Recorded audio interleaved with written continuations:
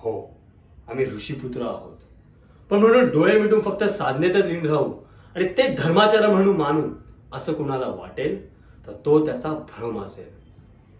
अभयाकडे हात पसरून याचना करण्यापेक्षा त्याच हाताच्या मुठी वळवाव्या आणि दुष्ट शक्तींचा सामना करावा हा विचार आम्हाला अधिक पडतो.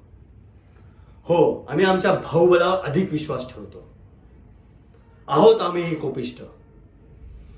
पिताश्रींचा रक्तवारसा आहे तो सुटेल कसा. पण आम्ही ममत्वही जपतो.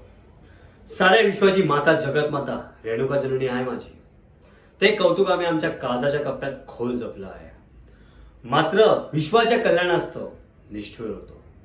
व्हावं लागतं. तिथे नातीगोती पाहत नाही. तुम्ही आम्हाला भावनाशून्य समजा, हरकत नाही. कुठलीही भावना ही कोळ्याने विणलेल्या जाळ्यासारखी मानवी जीवनाला सहज गुरफटून टाकते.